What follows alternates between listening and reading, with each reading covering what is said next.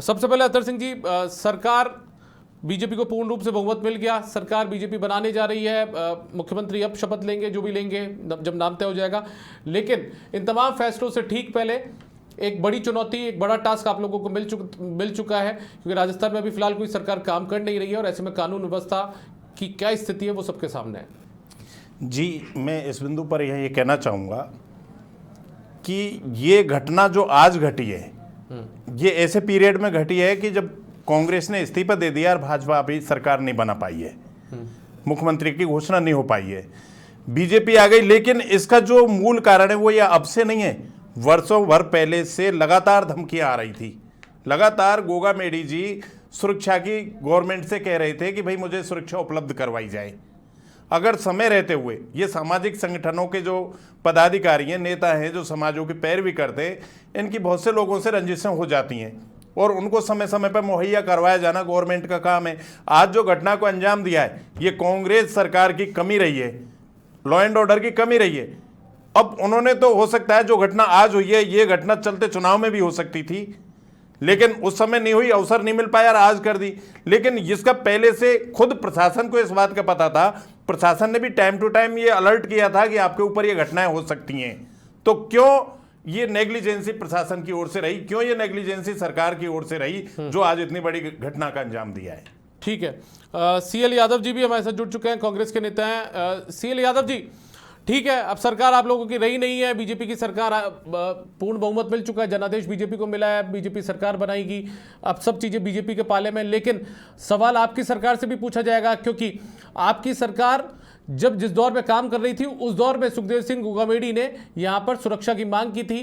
क्यों पुलिस जो महकमा है उसने, प्रशासन ने संजीदगी से इस पूरे मामले को लेकर नहीं लिया और उनकी लापरवाही इतनी भारी पड़ गई कि एक व्यक्ति की जान चली जाती है।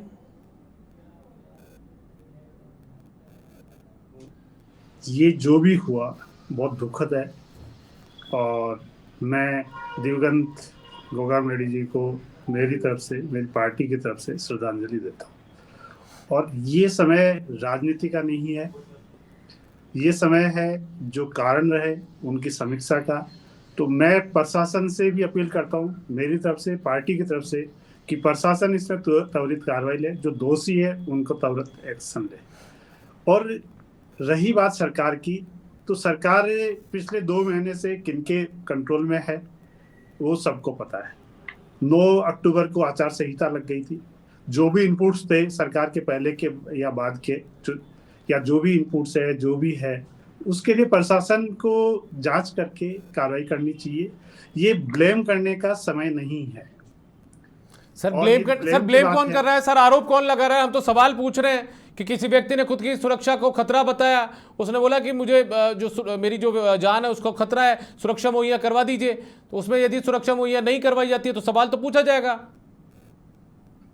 साहब सुनने का मादा रखे आप। सर आपसे ज्यादा सुनने का मादा है यादव साहब, मेरे में सवाल पूछा मैंने। ब्लेम किसने किया? भाजपा के नेता ने ब्लेम नहीं किया क्या? सर सवाल मैंने आपसे पूछा इस बात को लेकर कि सवाल सरकार आपकी थी, सवाल आपसे पूछा जाएगा। पूरी संजीदगी के साथ कह रहा हूं कि साहब हम, ये समय राजनीति का नहीं है, ये ब्लेम करने का नहीं है। जो भी कारण है उसको प्रशासन को त्वरित कार्रवाई लेनी चाहिए। मैं आपके सवाल का जवाब दे रहा हूं और आप इतने बौखलाहट में क्यों हो समझ में नहीं आ रही मेरे। सर मैं कोई बौखलाहट में नहीं हूं। सर सुनिए एक बात, 1 मिनट यादव जी सुनिए अच्छी तरीके से। मैं कोई बौखलाहट में नहीं हूं, एक व्यक्ति की जान चली जाती है। यदि ये मेरी बौखलाहट है, मैं आपसे सवाल कर रहा हूं, तो मान लीजिए बौखलाहट में हूं मैं नहीं, मान लीजिए बौखलाहट में हूं मैं। यदि किसी एक व्यक्ति की जान चली जाती है, आपकी सरकार राजस्थान में परसों तक थी, आपके मुख्यमंत्री परसों इस्तीफा देने जाते हैं, और ऐसे में यदि मैं आपसे सवाल पूछता हूं और आपको मेरी ये बौखलाहट लगती है, तो मान लीजिए बौखलाहट में हूं मैं। अरे सुनोगे? हाँ सुन रहा हूं मैं अच्छी तरीके से आपकी बात। आप बौखलाहट बता रहे हैं, आपसे सवाल पूछा जाएगा, बौखलाहट बताएंगे आपसे। उठाई गिरी हो, आप सुनोगे या नहीं सुनोगे? नहीं, आप बौखलाहट बताएंगे इस बात को, सवाल पूछा जाएगा जवाब से। मैं हाथ जोड़ करके कह रहा हूं कि साहब प्रशासन को त्वरित कार्रवाई करनी चाहिए, जो दोषी है उनको पकड़ना चाहिए, हम किसी को ब्लेम करने से बचना चाहिए। मैं ये कह रहा हूं, मैंने किसी के ऊपर क्वेश्चन मार्क नहीं लगाया। आपकी मैं समझता हूं कि आप एंकर करने लायक नहीं हो फिर। अच्छा, आप तय कर देंगे, आप तय करेंगे, सवाल आपसे कोई पूछेगा तो आप तय करेंगे इस बात को लेकर। मैं ट्वीट कर रहा हूं, मेरे को ऐसा हो जाइए ट्वीट आप सुनने की आदत नहीं, मैं ट्वीट कर रहा हूं। हाँ ठीक है, बहुत शुक्रिया आपका, बहुत शुक्रिया आपका, थैंक यू। ठीक है, बहुत शुक्रिया। ठीक है, अतर सिंह जी आप बताइए। एक आदमी की सरेआम राजधानी में हत्या हो जाए गैंग द्वारा, और ऐसे में हम भावनात्मक बात कह करके और उस बात को लीपने का काम करें, ये बात ठीक नहीं है। जब साल भर पहले प्रशासन ये अलर्ट करवा रहा था कि आपके ऊपर ये घटना हमला हो सकता है, वो खुद गोगा मेडी जी और राजपूत समाज और तमाम सामाजिक संगठन ये कह रहे थे कि इनको सुरक्षा प्रदान करवाई जाए, तो कहीं न कहीं कांग्रेस सरकार द्वारा चूक की गई है। जिस घटना का अंजाम आज एक सोची समझी साजिश के तहत हुआ है और एक सिस्टम के साथ हुआ है, उन्होंने अंदेशा तो इस तरीके का लगाया जा रहा है कि जो एविडेंस थी उसको भी खत्म करने का काम किया है। लेकिन मैं इस अवसर पे ये भी कहना चाहूंगा कि भारतीय जनता पार्टी की सरकार आ रही है, उससे पहले आने की आहट से भी ये इस तरीके के जो दरिंदे हैं, इस तरीके के जो लुटेरे हैं, इस तरीके के जो हत्यारे हैं, जो सरेआम ये कर रहे हैं, और वो अब तक जिन्होंने ये घटना की है, भारतीय जनता पार्टी की कल हमारी सरकार आ रही है। हमको इस घटना से सबक लेकर के, और क्यों नहीं हमको राजस्थान को इनमें इतना भय पैदा कर देना चाहिए, इतना डरा देना चाहिए, ताकि राजस्थान छोड़ के इस तरीके के ये गैंगस्टर, ये गुंडे राजस्थान छोड़ के चले जाएं। ठीक है, एक बार श्याम सुंदर जी का रुख करना चाहूंगा, वरिष्ठ पत्रकार है, राजस्थान के राजनीतिक विश्लेषक है, एक बार उनसे जानना चाहूंगा। श्याम सुंदर जी, राजस्थान में कांग्रेस की सरकार होती है, परसों रिजल्ट आता है, सवाल पूछे जाते हैं कांग्रेस की सरकार के जो नुमाइंदगी करने के लिए आते हैं, जो उनके प्रवक्ता होते हैं। अब उनसे सवाल पूछा जाता है कि आपकी सरकार थी, सुरक्षा मांगी गई थी, सुरक्षा क्यों किसी व्यक्ति को नहीं दी गई, उनकी जान पर बनाती है, और उसके बाद में अब वो इस तरीके की प्रतिक्रिया देकर चले जाते हैं कि ठीक है, एंकर सवाल करेगा तो बौखलाहट में रहेगा, इस तरीके की बातें। और दूसरा सवाल ये कि बीजेपी के लिहाज से कितनी बड़ी चुनौती है सरकार संभालने से पहले ये जो घटनाएं।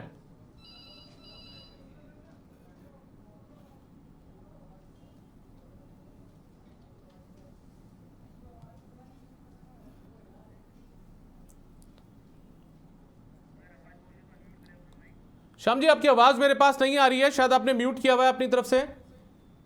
देखिए दीपक जी, जिस प्रकार की घटना हुई है दुर्भाग्यपूर्ण है, और ये घटना घर के अंदर हुई है। 10 मिनट बातचीत करने के बाद उन 3 जो आए थे हत्यारे, जिस प्रकार से गैंग है, जो गोदारा वाली गोदारा की बात आ रही है जिस तरह से, तो मैं कह सकता हूँ उन्होंने ट्वीट करके अपनी जिम्मेदारी भी ले ली है। लेकिन हमको पिछली रिकॉर्ड पे जाना पड़ेगा कि आनंद पाल एनकाउंटर हुआ था, तो फिर उस वक्त यही थे प्रमुख आंदोलन करने वाले। अब भाजपा के प्रवक्ता जिस प्रकार से कह रहे हैं कि देखिएगा, इन्होंने अब घर पे घटना हुई है, अंदर सुरक्षा गार्ड मौजूद था, अब 1 नहीं 2 मौजूद कर लोगे। उन्होंने परमिशन दी है, बैठ के चाय पिए, बातचीत हुई है, और फिर उसके बाद गार्ड की भी गोली लगी है, और 4 गोली उनके लगी गोगा मेडी के। और उसके बाद देखिए जो आए थे 3 में से 1 वहां उसके भी गार्ड ने गोली मारी है, उसकी भी देखिए दो तो वहीं पे हुई, और तीसरा जब वो बाहर जा रहे थे, एक मजदूर था अपनी स्कूटी लेके जा रहा था, उससे छीनी गोली, उसके भी गोली मार दी और वो भी चल दिए, और 2 फरार हो गए। अब देखिए, जब पुलिस कमिश्नर ने बात करी है कि हाँ, जिस प्रकार की घटना पड़ी है एक चुनौतीपूर्ण है, शहर में किसी प्रकार का तनाव तो है, और उसको कंट्रोल करने के लिए पुलिस लगाई गई है।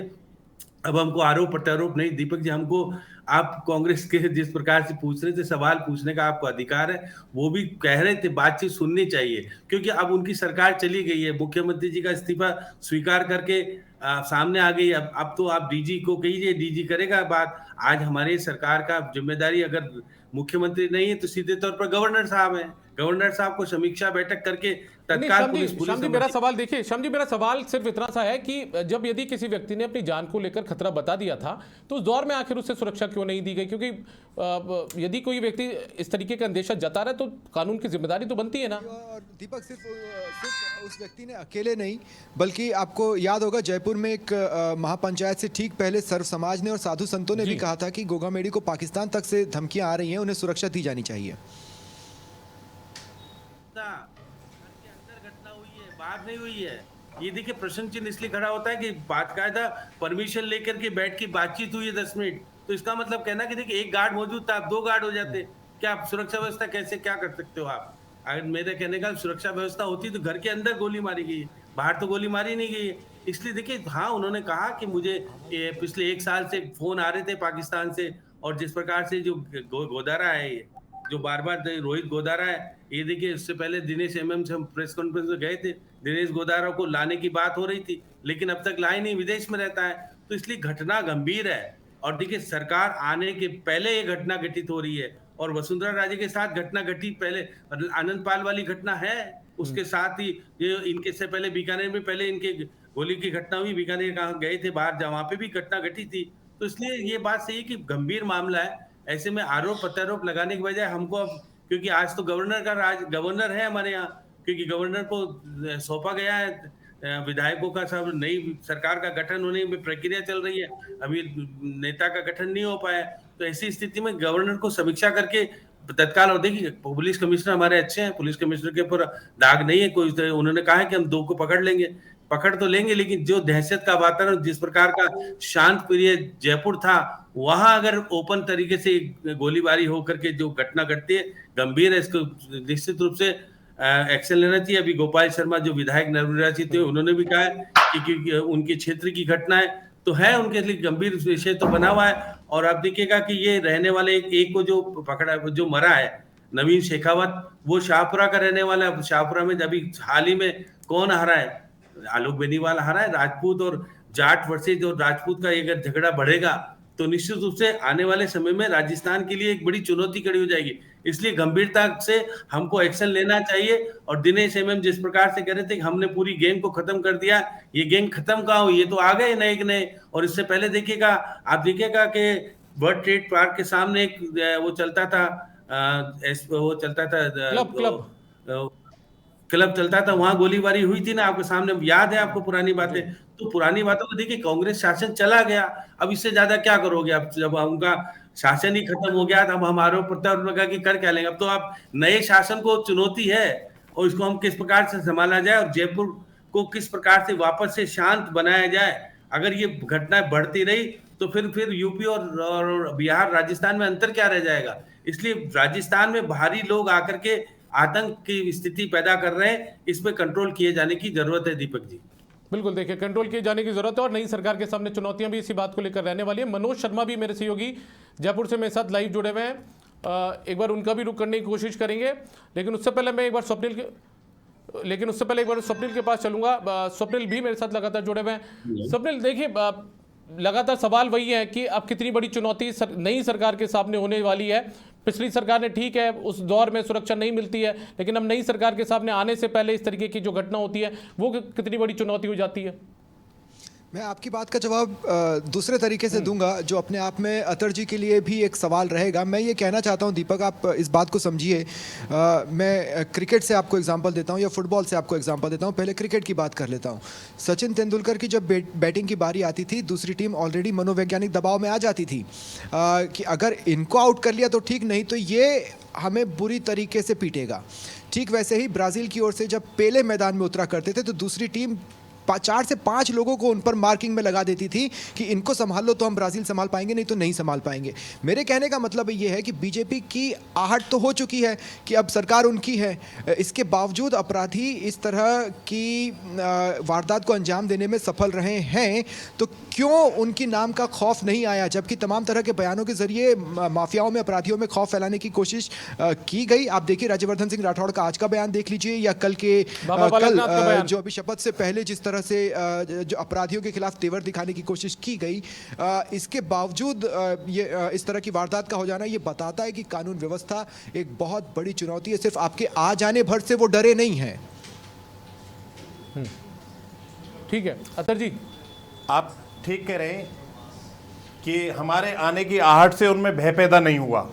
हम आपसे और इस प्रदेश की जनता से ये वादा करते हैं कि जो भाजपा को आपने प्रचंड बहुमत देकर के सरकार बनाने के लिए लाए हैं, तो कुछ ऐसे मुद्दे थे जिनकी वजह से आप कांग्रेस से नाराज थे, जिसका एक परिणाम तो आज ये हुआ हमारी सरकार बनने से, गठन होने से पहले ही। लेकिन बालकनाथ जी ने, राज्यवर्धन सिंह जी राठौड़ साहब ने और हमारे पार्टी के तमाम लीडरों ने जो बात कही कि राजस्थान में जो इस तरीके की गुंडागर्दी हो रही है, इस तरीके की गैंग जो काम कर रही है, जो महिलाओं के साथ अपराध और बलात्कार हो रहे हैं, उन सबसे परेशान होकर के हमको बहुमत दिया है। हम ये वादा कर रहे हैं सरकार बनने से पहले कि राजस्थान की वो कंडीशन भारतीय जनता पार्टी की सरकार करेगी कि अपराधियों में इतना भय और टेरर पैदा कर देगी कि वो राजस्थान छोड़ के चले जाएंगे। आज जिन लोगों ने ये घटना को अंजाम दिया है, वो अभी राज्यपाल जी का शासन चल रहा है, वो लगातार पुलिस अधिकारियों से मिले हुए हैं। भारतीय जनता पार्टी के तमाम लीडर्सों ने भी पुलिस के उच्च अधिकारियों से बात करी है। और केंद्र में आप हैं अतर जी, मैं इस बात को स्वीकार करता हूं, केंद्र में आप हैं, प्रदेश में भी आप हैं। रोहित गोदारा इस देश में नहीं है, रोहित गोदारा इस देश के बाहर कहां छिपा हुआ है पता नहीं है। इंटरपोल से रेड कॉर्नर नोटिस जारी करवाया गया है। फिर कुछ देशों के साथ अगर वो कहीं पकड़ा भी जाए तो संधियां पेच बन जाती हैं। रोहित गोदारा तक पहुंचना बहुत बड़ा चैलेंज है आपके लिए, ये आप समझ रहे हैं? अच्छी तरह गैंग वॉर्स खत्म हो, रोहित गोदारा जैसे नाम सलाखों के पीछे जाए, ये सबसे जरूरी चीज है। जितने भी ऐसे अपराधी हैं जिन्होंने अपनी गैंग बना रखी है, इंटरपोल की पुलिस भी उनकी मदद ढूंढ रही है, और विदेशों में जहाँ प्रत्यर्पण की संधि नहीं है उन देशों में जाकर के वो शरण ले रहे हैं। हम दोनों जगह पे हमारी सरकार है। मैं भारतीय जनता पार्टी का एक नागरिक होने के नाते, भारतीय जनता पार्टी का एक सदस्य होने के नाते प्रदेश के तमाम साथियों को ये विश्वास देना चाहेंगे कि राजस्थान में डबल इंजन की सरकार काम करेगी, और ऐसे जो आपराधिक गिरोह हैं, आपराधिक लोग हैं, और जो अपराध करके स्टेट बदल जाते हैं, देश में बाहर चले जाते हैं और उन देशों में चले जाते हैं जहां से उनको लाना बिना जब तक संधि की शर्त पूरी नहीं होती वो नहीं है, उन तमाम को खींच करके लाएंगे यहाँ पर और राजस्थान को भयमुक्त करेंगे, अपराध मुक्त करेंगे। ये भारतीय जनता पार्टी सुशासन लाने का अब काम करेगी। स्वप्निल, श्याम जी भी हमारे साथ जुड़े हुए हैं, श्याम सुंदर शर्मा जी, उनसे आप कोई सवाल पूछना चाहें? श्याम जी, मेरा एक सवाल आपसे ये ज़रूर है, कानून व्यवस्था की जो स्थिति है वो बीते कई सालों में लगातार गिरती चली गई। आप एनसीआरबी के आंकड़े देख सकते हैं, बल्कि कल जारी हुए एनसीआरबी के आंकड़े भी एक तरह से इस बात को और पुख्ता करते हैं। जब राज्य सरकार का वक्त था तब गुलाब चंद कटारिया जी गृह मंत्री हुआ करते थे और उन्होंने ये कहा था कि अपराधों की संख्या तो बढ़ रही है लेकिन अपराध बढ़ने की दर में कमी आई है। कांग्रेस ये कहती रही कि हमने एफआईआर की संख्या बढ़ा दी है, ज़्यादा सुगम कर दिया है, इस वजह से आपको संख्या ज़्यादा दिख रही है, वैसे अपराध कंट्रोल में है।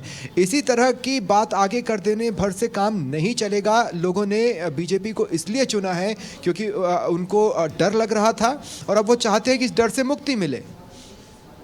श्याम जी, आपको सवाल स्वप्निल जी घटना जी देखिए, स्वप्निल जी घटना बड़ी दुर्भाग्यपूर्ण है। घटना घर के अंदर घटी है, बाहर नहीं घटी है।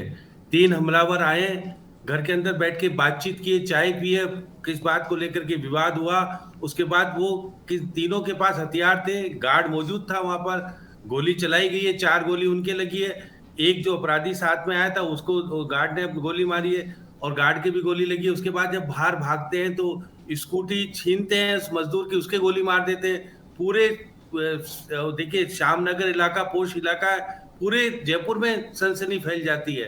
अब देखिए, पुलिस कमिश्नर ने कहा है कि हम पकड़ लेंगे, लेकिन इस घटना को तत्काल इलेक्शन की देखिए चुनाव वाले तर्कों की मैं बात कर रहा हूँ, इन तर्कों की आड़ नहीं ली जा सकती। देखिएगा, अब ये पुरानी घटना को फिर जोड़ना पड़ेगा। आनंदपाल जो एनकाउंटर हुआ था उसके बाद ये आंदोलन के प्रमुख व्यक्ति यही थे। उसके बाद दुश्मनी जाट और वर्सेस राजपूत, अगर ये दुश्मनी बढ़ती है और जो मरने वाला एक है वो शाहपुरा का रहने वाला है जिसका नाम आया है शेखावत, आया उसका नाम।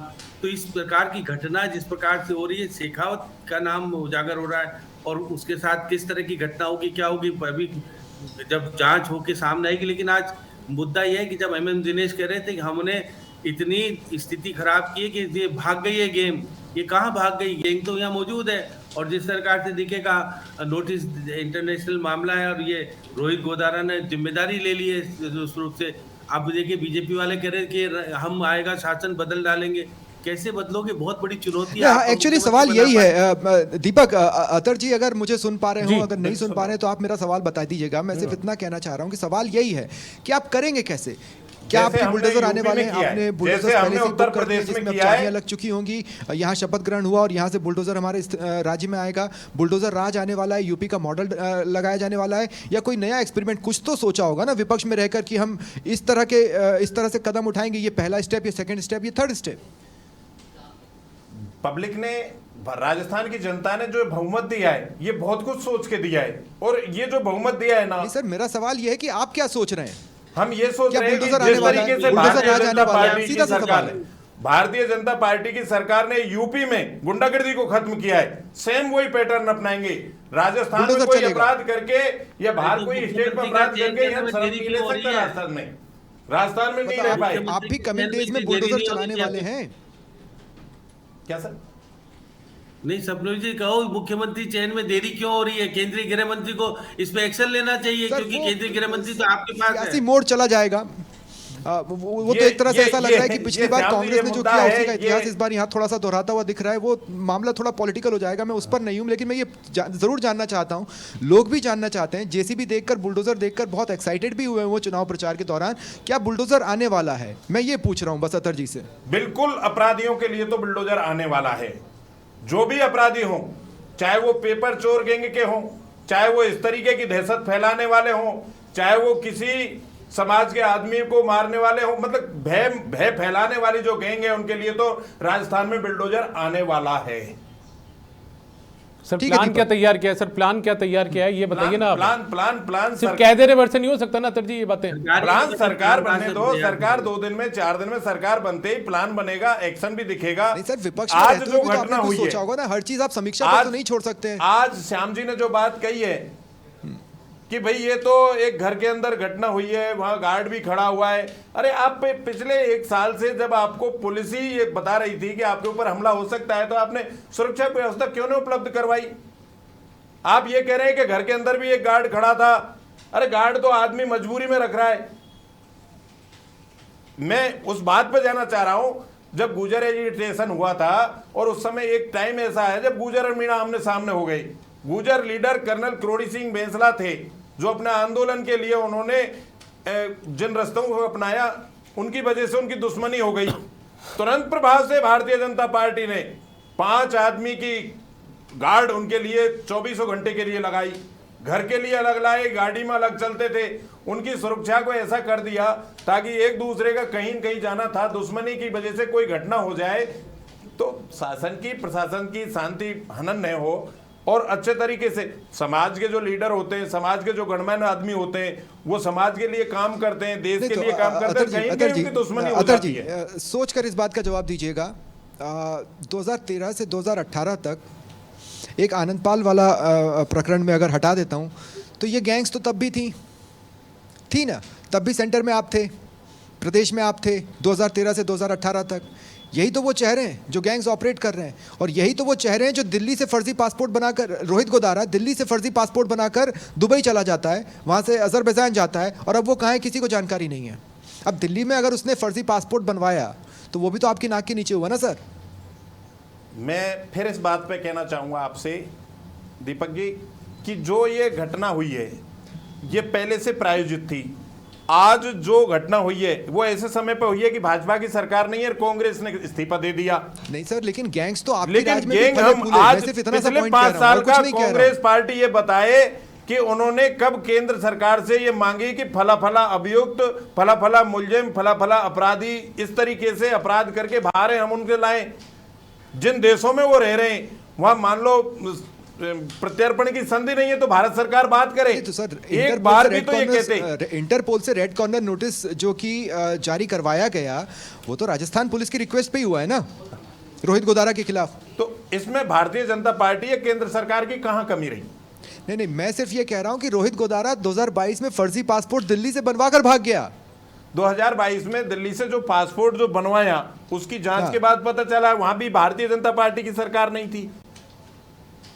पर हम तो ये भरोसा जरूर दिला रहे हैं कि कि राजस्थान में शांति व्यवस्था, कानून व्यवस्था बिल्कुल सख्त होगी। भारत सरकार ही होती है, पासपोर्ट बनाने वाले तो भारत सरकार ही होती है, पासपोर्ट का ऑफिस कौन चलाता है? नहीं सर, श्याम जी वो फर्जी पासपोर्ट था। जांच में ये सामने आया कि वो ओरिजिनल पासपोर्ट नहीं था, वो फर्जी पासपोर्ट था। लेकिन फर्जी पासपोर्ट का धंधा करने वालों को कानून व्यवस्था ने नकेल कसनी चाहिए थी, और दिल्ली में कानून व्यवस्था किसके हाथ में ये हर कोई जानता है। नहीं, दिल्ली पुलिस किसके पास है? बिल्कुल, मामला गंभीर है। एक्चुअल में इसको राजनीति से ऊपर उठ करके सभी राजनीतिक दलों के साथ बातचीत करके कड़क निर्णय, कठोर निर्णय लेने के लिए निर्णय लेना चाहिए। राज्यपाल से मिलने की बात हो तो जाइए, सब एक साथ मिलकर के कहिए राज्यपाल को कि भाई इस पे कठोर से कार्रवाई करें, पुलिस को कहें कि किसी का भी नहीं समझौता करें। श्याम जी क्या कुछ अब रणनीति बनाई जानी चाहिए जिससे राजस्थान से ऐसे अपराधियों को, अपराध को बाहर किया जा सके? आपको क्या लगता है? देखिए दीपक जी, मैं कह रहा हूँ दिनेश एमएम बहुत ईमानदार और अच्छे व्यक्ति थे। उन्होंने एक मुहिम चलाई थी, आपने देखा होगा, व्यापक पैमाने पर यहाँ पर पकड़े गए थे। आपने देखा जिस प्रकार से पकड़े गए थे, तो बहुत सारी गैंग यहाँ से चली गई थी। अब चुनाव के अंतर्गत गैंग को नहीं आना चाहिए था। अब इसका मतलब चुनाव के अंदर ये सक्रिय हुए हैं। और देखिए कोई ना कोई बात हुई है, ऐसी बात नहीं कि जिस गोगामेडी जिस प्रकार से जिस पार्टी का समर्थन करते थे वो शासन में आ गई है। अब शासन में आने के बाद जो शासन में नहीं आ, अब वो उन्हीं को चेतावनी है कि देखिए हम हमारे व्यक्ति को इस तरह से घर पे आकर के गोली मार सकते हैं। तो एक बहुत बड़ा शांत जयपुर को अशांत के वातावरण, अब देखिए मैं देख रहा था कि अस्पताल के बाहर आग लगाई जा रही है। इस सब पे हम सबको गंभीरता से सोचना पड़ेगा। आम नागरिक को भी इस वक्त हमको उछाल देने का, आतंक फैलाने का नहीं है। हमको कोशिश की कि हम जिम्मेदार आदमी भी उसको कंट्रोल करने की कोशिश करें। किसी प्रकार से ऐसा ना हो कि जो हमारा जो सामाजिक वातावरण अच्छा बना हुआ है वो बिगड़ जाए। इसलिए इसके ऊपर पुलिस को सबसे पहले गंभीरता से कार्रवाई करनी चाहिए। किसी कहीं भी आग लग रही है उसको तत्काल रोके। और देखिए जो, क्योंकि दोनों बॉडी अभी मेट्रो मास अस्पताल में मौजूद है, वहाँ का वातावरण तनावपूर्ण है और अभी आग वाग लगाने की जो घटना हो रही है निश्चित रूप से रोका जाना। मैं चाहता हूं एक पॉइंट पर और ध्यान दिलाना यहाँ पर चाहता हूं। देखिए प्रदेश में पुलिस कर्मियों की संख्या कितनी है सब जानते हैं, कितने पद खाली हैं, कितनी भर्तियों की जरूरत है ये भी लगभग सभी जानते हैं। महिला थानाओं की बात जरूर बीजेपी ने अपने घोषणा पत्र में की है, लेकिन महिला थानाओं में भी आपको कर्मी बिठाने पड़ेंगे। ऊपर से महिला कर्मी ही बिठाएंगे तब तो उसका कोई सेंस भी बनेगा, तब एक एपैथी फीमेल्स के प्रति नजर आएगी। इसके अलावा साइबर एक्सपर्ट्स कितने एक्सपर्ट हैं ये आप भी जानते हैं, मैं भी जानता हूं। अभी उसमें और भी आधुनिकीकरण की जरूरत है। और पुलिस का इंडिपेंडेंटली आधुनिकीकरण काफी लंबे समय से लटका हुआ है। ये कोई एक दिन या 2 दिन या 1 महीने 2 महीने में पूरा कर लेने वाला सफर नहीं है। ये सफर तो बहुत लंबा है। अतर जी जी, सवाल आपसे था उनका। जो पुलिस का इंफ्रास्ट्रक्चर बना हुआ है, मैं मानता हूं जब दिल्ली पुलिस से हम राजस्थान पुलिस की तुलना करते हैं तो आज प्रत्येक थाने में देख लिया जाए तो जितना केस रजिस्टर्ड हो रहा है उसके अकॉर्डिंग आईओ के पास ये स्थिति हो गई, आईओ कम है, इन्वेस्टिगेशन ऑफिसर एक आईओ के पास जो पेंडेंसी महीने में 5 या 4 से अधिक नहीं होनी चाहिए। 30 और 35 मुकदमे बिना जांच के पड़े हुए हैं। आईओ के पास कोई रीडर व्यवस्था नहीं है। प्रत्येक आईओ के पास एक ज़्यादा भी नहीं तो मोटरसाइकिल तो होनी चाहिए गवर्नमेंट की ओर से, वो भी नहीं है। ये बात सही है कि राजस्थान में पुलिस की भर्ती होनी चाहिए बड़े स्तर पर। जो इन्वेस्टिगेशन ऑफिसर हैं, चाहे वो हेड कांस्टेबल से ही शुरू हो जाओ और एडिशनल एसपी तक जो भी इन्वेस्टिगेशन कर रहा है उनके पास पर्टिकुलर एक रीडर की व्यवस्था होनी चाहिए। जब तक हम राजस्थान में पेंडेंसी को, एक कानून का वो है कि सही समय पर न्याय नहीं मिलता है तो उस न्याय की कोई आवश्यकता नहीं होती है।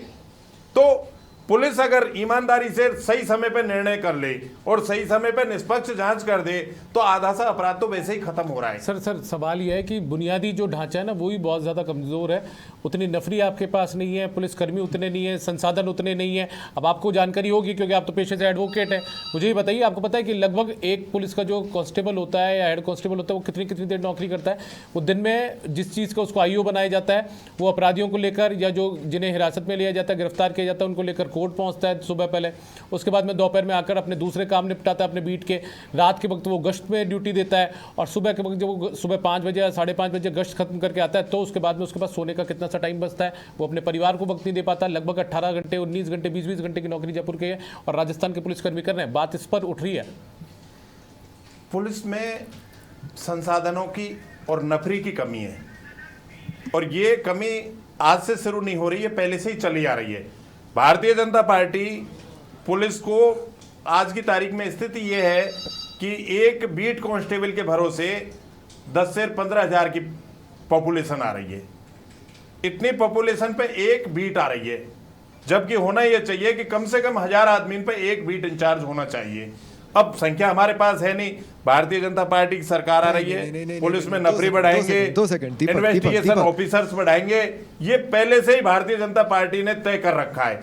और जब तक पुलिस की नफरी नहीं बढ़ेगी, हमें यहां तक भी पता है कि जिस एसएचओ के बेटे की शादी होती है, ऐसी परिस्थिति होती है कि उसको बेचारे को छुट्टी नहीं मिल पाती। किसी भी सिपाही की ये पोजीशन होती है कि घर में बहुत जरूरी काम है, छुट्टी नहीं मिल पाती। देखिए, डॉक्टरों की कितनी कमी है, शिक्षकों की कितनी कमी है, पुलिसकर्मियों की कितनी कमी है, उन सबको अगर निकालने तो कुल जितनी सरकारी नौकरियों का वादा बीजेपी की तरफ से किया गया है, उससे तो ये पुलिस में जितनी संख्या कम है वो फुलफिल नहीं होने वाला। अगर हम बराबर रेशो में या अलग अलग रेशो में बांट के देख लें तो भी ऐसे में कुछ तो आपको करना पड़ेगा, पर्सन्स तो चाहिए। अब मैं ये नहीं कह रहा हूँ कि आप जैसे सेना में अग्निवीर योजना लाए वैसा यहाँ पर पुलिसकर्मियों के लिए कुछ खाकी वीर योजना लाने वाले हों जिसमें 4-5 साल का वो कोई स्थायी प्रयास नहीं होंगे। कहने का मतलब है कि अगर ठोस चाहिए तो आपको नंबर्स तो बढ़ाने ही पड़ेंगे और वो सरकारी नौकरी ही होगी। देखो, पुलिस का और अपराधी का, police law and order maintain करने का काम करती है और जब तक पुलिस अपना टेरर नहीं दिखाती तब तक अपराधियों में भय पैदा नहीं होता। तो यूपी में ये तो है नहीं कि एकदम सब बीजेपी की सरकार आते ही और पुलिस की डबल भर्ती हो गई हो, लेकिन जिस टारगेट से पुलिस ने वह काम किया है, अपराधियों में भय पैदा किया है, केवल हमको राजस्थान के अपराधियों में भय पैदा करना है, अपराधियों को पकड़ करके सलाखों के पीछे डालना है, अपराध की संख्या में अपने आप गिरावट आएगी। इसके साथ ही जैसे कोई संसाधनों की नफरी की आवश्यकता पड़ेगी, time to time Bharatiya Janata party की सरकार उसके लिए निर्णय समय समय पर लेती रहेगी। श्याम जी कुछ कहना चाह रहे हैं, उनकी प्रतिक्रिया जी। देखिए सपनू जी, ये तो बड़ी आदर्श बातें कर रहे हैं। अरे तेरी भर्ती होती पुलिस तैयार थोड़ी हो जाती है, 1 साल तो उसकी ट्रेनिंग में लगता है। और कैसे भर्ती करो, कितनी भर्ती कर पाओगे आप? देखिए, जो आपके मौजूदा पुलिसकर्मी है जो बेगारी का काम करते हैं, बहुत सारे, आप जितने विधायक बन गए, कितने को दोगे आप? एक 4-4, 5-5 जो सुरक्षा व्यवस्था दे दी गई, आपको उसकी सबकी समीक्षा करनी पड़ेगी। बहुत ज्यादा सुरक्षा व्यवस्था उनको दे रहे हो जिनके पास पहले से ऑलरेडी है। तो इसलिए मैं कह रहा हूँ कि जिस तरह से हमारे बेगारी का काम पुलिस वाले करते हैं, कितने अधिकारियों के घर पे क्या क्या काम करते हैं, एक बार उसकी समीक्षा करनी पड़ेगी। बहुत ऐसा नहीं कि आपके पास पुलिसकर्मी है उसका काम नहीं कर पा रहे हो, है ही नहीं पुलिसकर्मी, तो जो काम करना चाहिए वो तो करते ही नहीं, कोई और काम करते हैं। इसलिए देखिएगा, जो कह रहे हैं कि आदर्शवादी नहीं चलेगा, यहाँ पर कुछ कठोर निर्णय लेने पड़ेंगे और निर्णय लेने के साथ अब जो हमारे पास व्यवस्था उसी में बेहतर कैसे हो। पुलिस तो बदल नहीं जाएगी, पुलिस तो वही रहेगी। आप अधिकारी का इधर कर दोगे उधर कर दोगे, अब कह रहे हो कि हम इतने थाने बना देंगे, तो अभी तत्काल होने वाला नहीं है ना। ये तो एक लंबी प्रोसेस है।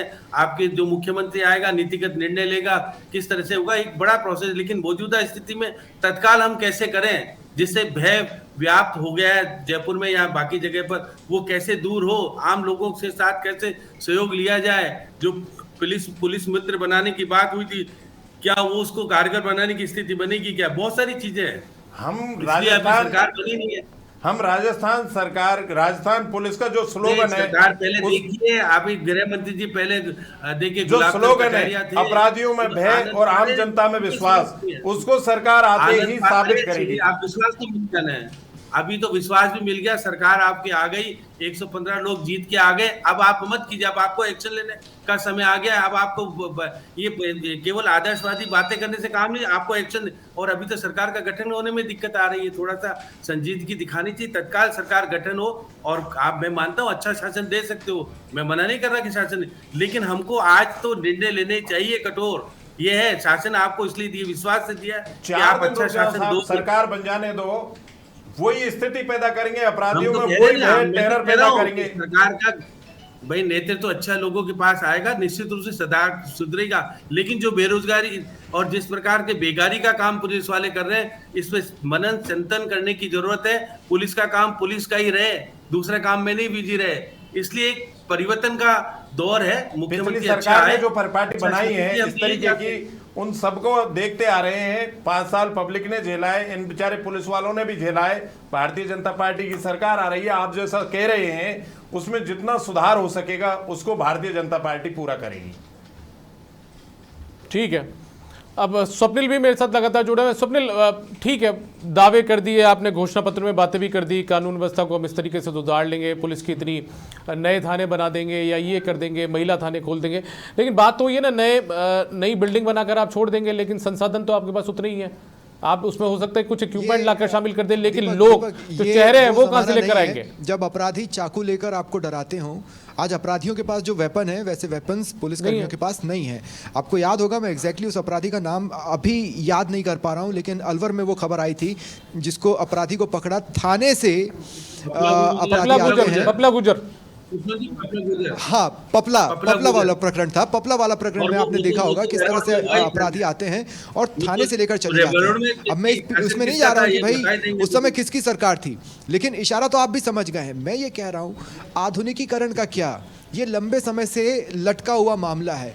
किस लेवल के बुलेट प्रूफ जैकेट्स इनको मिलते हैं, किस लेवल के वेपन्स इनको मिलते हैं, अपराधी किस हद तक हाईटेक हो चुके हैं, ये कोई रातों रात निपट लेने वाला चैलेंज नहीं है। लेकिन आपको deliver right from the first day करना है, क्योंकि पीएम मोदी जब प्रदेश में आए उन्होंने ये कहा गारंटी का मतलब पूरा होने की, मोदी का मतलब गारंटी पूरा होने की गारंटी। आपने गारंटी दी है। गारंटी शब्द में एक लीगल बॉन्डिंग का भी सेंस होता है। एक तरह से ये कानूनी करार हुआ है जनता और प्रधानमंत्री मोदी के बीच में, और उसे पूरा करना बीजेपी की सबसे अहम जिम्मेदारी हो जाएगी। अतर जी जी, मोदी जी ने जो गारंटी दी है, इतना तो देश की पब्लिक को, राजस्थान की पब्लिक को भरोसा हो गया कि उनकी गारंटी के आधार पर भारतीय जनता पार्टी को बहुमत मिला है। और जो भी नेतृत्व तय करेंगे, राजस्थान का सीएम बनेगा, जो भी यहाँ राजस्थान की सरकार बनेगी, जो भी जिनको जिम्मेदारी मिलेगी, पहले दिन से जो आज ये घटना हुई है, इसने भारतीय जनता। बहुत सिंपल सा सवाल पूछूं मैं आपसे जी, मैं एक बहुत सिंपल सा सवाल आपसे पूछता हूं। मैं आपसे ये पूछता हूं कि जब आप सीएम चूज कर लेंगे, जब आप मंत्रिमंडल बना लेंगे, गृह विभाग कौन संभालेगा इसका आप निर्णय ले चुके होंगे और पूरी तरह से सत्ता आप संभाल चुके होंगे, उसके कितने महीने बाद होने वाले अपराधों की कसौटी पर आपको कसा जाए? एक बार स्वप्निल, मैं रोकना चाहूंगा आपको। सचिन शर्मा मेरे साथ में जयपुर से लाइव जुड़े हुए, एक बार उनका रुख करते हैं, क्योंकि जो जानकारी सामने आ रही है उसके मुताबिक शव लेने से इनकार कर दिया है समाज ने। सचिन, क्या अपडेट आपके पास, कहां मौजूद है आप? ये देखिए, इस वक्त मैं मेट्रो मास हॉस्पिटल में मौजूद हूँ और ये बाहर का नजारा है। अंदर जो है सुखदेव सिंह होगा है और उसके बाद समाज का जो विरोध है वो आपको देखने को मिल रहा है। समाज का अलग अलग जिलों में अलग अलग तरीके से विरोध जो है वो देखा जा सकता है। यहाँ पर अभी जो समाज के लोग हैं, समाज के नेता है आनंदपाल सिंह के भाई है, वो भी यहाँ पर पहुंचे हैं और उनकी मांग है कि उन्हें मुआवजा दिया जाए। अगर मुआवजे की बात की है तो 55 करोड़ के आसपास जो मुआवजा है वो मांग जो है वो यहाँ पर की जा रही है। सरकारी नौकरी की मांग की जा रही है और परिवार की सुरक्षा उसकी मांग जो है वो की जा रही है। परिवार की सुरक्षा की मांग, क्योंकि मांग जो है वो सुरक्षा के सुखदेव सिंह गोगामेड़ी की भी मांग थी, सुरक्षा देनी चाहिए लेकिन सुरक्षा नहीं दी गई। उसके बाद में जो समाज का विरोध है वो आप देख सकते हैं तस्वीरों में, किस तरीके का विरोध जो है वो यहाँ पर जता रहे हैं। खबर ये भी है कि जो गनमैन है अजीत सिंह की भी मौत की जो खबर है वो SMS अस्पताल से हमारे पास आ रही है सूत्रों के हवाले से। तो कह सकते हैं कि उनकी जो सुखदेव सिंह गोगामेड़ी जो है उनका निधन हो चुका है और उनके जो गनमैन थे उनका निधन भी हो चुका है। लेकिन गिरफ्तारी की मांग भी यहाँ पर कहीं ना कहीं की जा रही है और समाज में पूरे तरीके से यहाँ पर प्रापत का ये रोड कहा जाता है क्योंकि इसको पूरी तरीके से यहाँ पर ब्लॉक कर दिया है। ब्लॉक करने के साथ साथ जो टायर है टायर भी यहाँ पर रखे गए हैं। टायर के साथ साथ जो पेड़ है वो पेड़ भी यहाँ पर जलाए गए हैं। लेकिन अलग अलग जिलों से अभी भी लोगों का पहुंचना यहाँ पर जारी है। जो MLA हैं मनोज मांझी जो MLA होकर आए हैं वो भी यहाँ पर पहुंचे थे। साथ ही साथ राजेश हुड्डा है वो भी यहाँ पर अभी पहुंचे थे और कह सकते हैं कि समाज को पूरी तरीके से जो समर्थन है वो यहाँ पर किया है। हालांकि अभी ऐसा प्रोसेस किया जा रहा है कि उनको SMS में शिफ्ट करने की जो प्रक्रिया है वो कहीं ना कहीं मोर्चरी में पोस्टमार्टम की प्रक्रिया है वो कहीं ना कहीं करने की जो कोशिश है वो प्रशासन लगा हुआ है। कुमार राष्ट्रदीप यहाँ पर मौजूद है, पूरा पुलिस महकमा जो है वो यहाँ पर मौजूद है। और अब कहा जा सकता है कि कुछ देर में या तो समाज के लोगों से अगर प्रशासन की वार्ता होती है तो कुछ देर में यहाँ से सुखदेव सिंह गोगामेड़ी है उनको SMS अस्पताल में ले जाया जाएगा, उनका पोस्टमार्टम किया जाएगा। लेकिन समाज के लोग अभी भी यहाँ से लड़ने से उठने को तैयार नहीं है। हालांकि परिवारजन जो है वो अभी अंदर ही मौजूद है, उनका भी कोई आधिकारिक बयान जो है वो नहीं आया है। क्योंकि देखिए मौका ऐसा है, मौका बहुत शोक की लहर जो है राजपूत समाज में शोक की लहर जो है वो दौड़ चुकी है। तो कह सकते हैं कि पूरा जो विरोध है वो यहाँ पर जताया जा रहा है। बिल्कुल, देखिए सचिन, हम तस्वीरों में देख पा रहे हैं, आपने तस्वीरें दिखाई है हमें कि कितनी बड़ी तादाद में जो लोग हैं, उनके समर्थक हैं, उनके चाहने वाले हैं, वो यहाँ पर पहुंचे हैं। राजपूत समाज के लोग भी एकत्रित हुए हैं और बड़ी तादाद में यहाँ पर भारी भीड़ जमा है। पीछे मेट्रो मास अस्पताल की गुमटी के ऊपर भी हम लोगों को खड़ा हुआ देख पा रहे हैं। पूरी शिप्रापत जो रोड है उसको यहाँ पर जाम किया गया है, प्रदर्शन भी यहाँ पर किया गया है। और स्वप्निल मेरे साथ जुड़े हुए हैं। स्वप्निल, तस्वीरें बहुत ही जो बता रही हैं उसके मुताबिक लोगों में आक्रोश है। ऐसे में पुलिस भी लगातार लोगों से समझाइश की कोशिश तो कर रही है, लेकिन लोगों को भी यहाँ पर संयम बरतने की जरूरत है। अपील समाचार प्रेस भी करता है अपनी तरफ से। बिल्कुल, देखिए ये आज की सबसे बड़ी जो खबर रही है वो काफ़ी सेंसिटिव खबर भी है।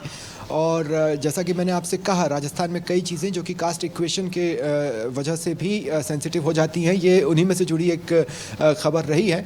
ऐसे में इस बात का अंदेशा तो था कि समर्थक आक्रोशित हो सकते हैं। अभी मैं ये नहीं कहूँगा कि वो आक्रोशित हो गए हैं, लेकिन मैं ये ज़रूर कहूँगा कि वो प्रदर्शन वहाँ पर कर रहे हैं, संयम के साथ कर रहे हैं। प्रार्थना यही है, अपील यही है कि संयम के साथ आप अपनी जो बात रखना चाहते हैं रखिए। कानून व्यवस्था भी इस वक्त दोराहे पर खड़ी है। कानून व्यवस्था को एक तरफ आपसे भी बात करनी है और दूसरी तरफ आरोपियों तक भी जल्द से जल्द पहुंचना है, और यही आपकी मांग है। ऐसे में शांति बनाए रखना ही सबसे सही रास्ता होगा। समाचार प्लस आपसे ये अपील करता है, अगर आप हमें अपने मोबाइल पर या टेलीविजन स्क्रीन पर या किसी भी माध्यम से देख रहे हैं तो आप अपना संयम बनाए रखें और कानून व्यवस्था का साथ दें ताकि अपराधी जल्द से जल्द सलाखों के पीछे पहुंच पाए। ठीक है, अतर जी भी हमारे साथ जुड़े हैं। अतर जी, आप अपनी तरफ से लोगों से अपील करना चाहें, क्योंकि अब आपकी पार्टी की राजस्थान में। मैं इस कमजोर समय में, ठीक है, एक बार रोकूंगा। सचिन कुछ अपडेट के साथ मौजूद हैं। सचिन ये देखिए, बिल्कुल अजीत सिंह मामदूरी जो है राजपूत समाज के नेता हैं, वो हमारे साथ में मौजूद है। बात करेंगे और जानेंगे कि सर किस तरीके की जो मांग है समाज के द्वारा की जा रही है। देखिए, अभी परिवार के सदस्य इनके आए नहीं हैं, तो जो समाज ने डिमांड्स तय की हैं वो ये की है कि सबसे पहले तो जिन अधिकारियों से हमने सुखदेव सिंह जी के लिए सुरक्षा मांगी थी और उन्होंने सुरक्षा नहीं दी, जिन्होंने इस प्रकरण में लापरवाही बरती, उन अधिकारियों को तुरंत प्रभाव से सस्पेंड किया जाए। दूसरी हमारी डिमांड है कि हमारे ये जो भाई शहीद हुए हैं इनको सबको 5-5 करोड़ रुपए मुआवजा दिया जाए और परिवार के एक सदस्य को सरकारी नौकरी दी जाए। अभी आप पूरा रोड जाम करते हैं, जिलों से भी कई लोगों के फोन आ रहे हैं या जिले से कई लोग भी कोशिश कर रहे होंगे कि जयपुर पहुंचने की जगह, तो उनसे किस तरीके की अपील जो है वो आप करना चाहेंगे? शांति देखिए, राजपूत समाज एक अनुशासित कौम है, लेकिन हमारे अनुशासन की कितनी परीक्षा लोगे आप, तो ये हमारा धैर्य और अनुशासन दोनों टूट जाएगा। अभी आप देख रहे हो यहाँ हजारों लोग हैं और कल तक यहाँ लाखों लोग होंगे और ना ये राजस्थान पुलिस के संभले संभलेंगे ना हमारे से संभलेंगे। इसलिए मैं आप लोगों के माध्यम से बात कहना चाहता हूँ कि वक्त रहते हमारी डिमांड पूरी होनी चाहिए, फास्ट ट्रैक लगा करके, और इन लोगों को तुरंत प्रभाव से पकड़ा जाना चाहिए और इनको फांसी दिए जानी चाहिए। और तब तक हमारी डिमांड पूरी नहीं होंगी, तब तक यहाँ से कोई भी हम लोग हिलेंगे नहीं। कई विधायक भी बिल्कुल यहाँ पर अजीत सिंह मामदूरी जो है राजपूत समाज के नेता हैं, दिग्गज नेता हैं, और उनके आह्वान पर ये सड़क जो है यहाँ पर जाम की गई है। उसके साथ साथ में जो राजेंद्र सिंह हुडा है, हुडा के साथ में जो MLA मनोज मांगवी है, वो भी यहाँ पर कह सकते हैं कि समाज के लोगों ने पूरी तरीके से इसका विरोध करते हुए जो मुआवजा है उसकी मांग की है, सरकारी नौकरी की मांग की है और उनके परिवार को सुरक्षा देने की जो मांग है वो समाज के लोगों ने उठाई। बिल्कुल, उनके यहाँ पर कई तरीके की जो डिमांड है वो यहाँ पर रखी गई है और उसके बाद में ही शव को लेने की बात यहाँ पर की जा रही है। हालांकि उनके परिजन नहीं पहुंचे, ये बात अभी सचिन से बातचीत में अजीत सिंह मामदूरी ने कही है। अतर जी, आप कुछ कह रहे थे अभी? मैं ये कहना चाह रहा था, इस दुख की घड़ी में समस्त राजस्थान की जनता गोगामेडी परिवार के साथ, राजपूत समाज के साथ खड़ी हुई है। इस कमजोर समय में, इस दुख की घड़ी में धैर्य से काम लें। आप किसी भी प्रकार की ऐसी कोई एक्टिविटीज़ नहीं करें जिससे राजपूत समाज, जो एक आदर्श समाज के रूप में देखा जाता है, वो एक मिसाल बने।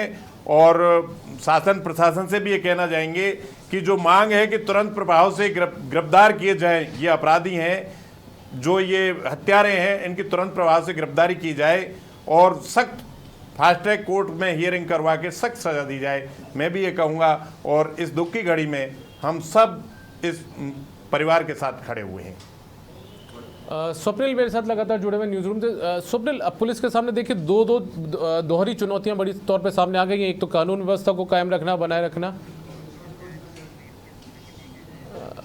एक बार मैं यहाँ पर रोकना चाहूँगा स्वप्निल, आपको मैं सवाल वापस से वो करूँगा, लेकिन कुछ तस्वीर हम आपको दिखाना चाहेंगे।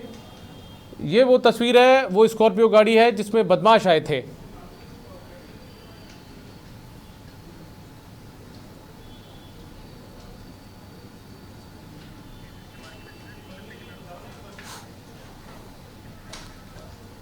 तो ये से गाड़ी किराए पर लेते, शायद संभवतः ये गाड़ी वो भी हो सकती है।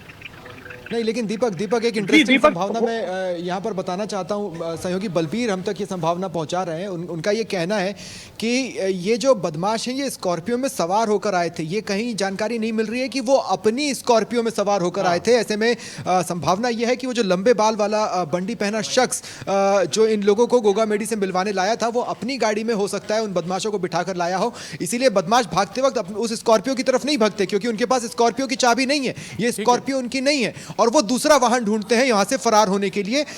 ये एक पॉइंट बलबीर मुझे कह रहे हैं। चलिए, बहुत शुक्रिया स्वप्निल आपका। आप जुड़े हमारे साथ न्यूज रूम से। साथ में अत्तर सिंह जी, आपका भी बहुत शुक्रिया। श्याम सुंदर शर्मा जी भी हमारे साथ जुड़े थे, उनका भी बहुत शुक्रिया। फिलहाल इस खास विशेष में इतना ही, लेकिन खबरों का सिलसिला लगातार जारी है और आपके साथ जुड़ेंगे मेरे सहयोगी छवि फागना।